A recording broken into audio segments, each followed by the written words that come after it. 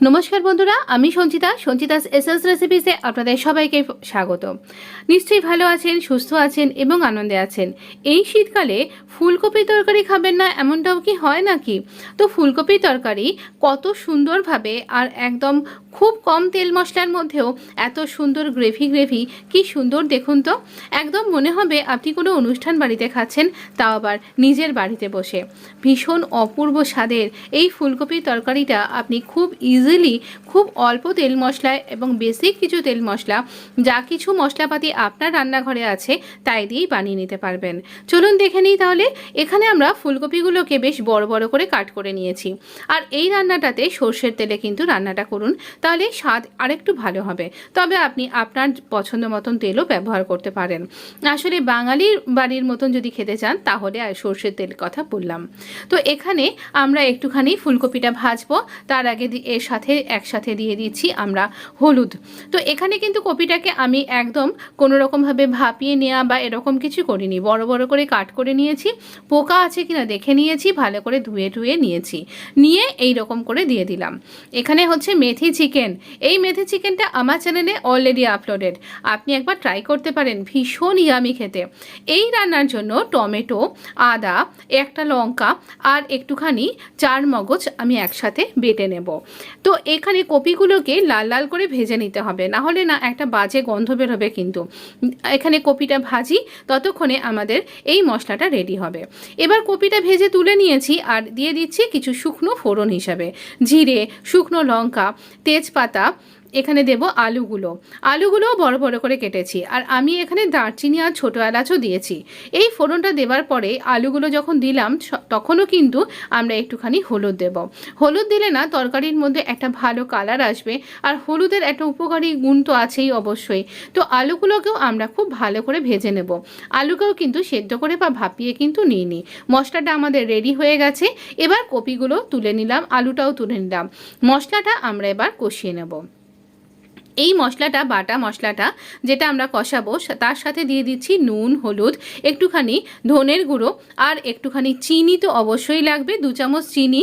আর দিচ্ছি আমরা দারচিনির গুঁড়ো। এই সময় খাওয়াও কিন্তু শরীরের জন্য খুব উপকারী। আপনার শরীরকে সুস্থ রাখতে কিন্তু সাহায্য করবে, হজমে সাহায্য করবে, শরীরকে গরমও রাখবে। তো এই রকম করে আমরা খুব ভালো করে এবার ভাজা আলু আর কপিটা দিয়ে মশলার সাথে ভালো করে কষিয়ে নেব। যতক্ষণ পর্যন্ত না এটা ভালো করে কষানো হচ্ছে ততক্ষণ অবধি আমরা এটাকে কষিয়ে নিচ্ছি। এবারে এই মিক্সি ধোয়া জল আমরা এখানে দিয়ে দেব, মিক্সির বাটি ধোয়া জল। মিক্সি ধুলে তো গেল আপনার মিক্সিটা। তো এখানে এই রকম করে এই বাটি ধোয়া জলটা দিয়ে দিলাম। মশলা লেগেছিল না, মশলা নষ্ট কেন করব বলুন। এখানে আমি দইও দিইনি আর অন্য কোনো রকম কোনো ক্রিম বা কিছুও দিইনি। এবারে ঝোলটা যখন ফুটছে আমি 2টো কাঁচা লঙ্কা এখানে দিলাম। আপনি যদি ঝাল একটু বেশি খেতে পছন্দ করেন তাহলে আপনি বাটা মশলার সাথে বেটে নিন। এবারে শুনুন এই সুন্দর ঝোল ফুটে ওঠার আওয়াজটা। এই রকমভাবে যখন ঝোলটা ফুটে ওঠে মনে হয় যেন অনেক বাচ্চা একসাথে হেসে উঠছে। আমার তো ভীষণ ভালো লাগে এই রকম সুন্দর একটা খাবারের ফুটে ওঠা ঝোলের আওয়াজ থেকে, তার গন্ধ থেকে, তার স্বাদ থেকে।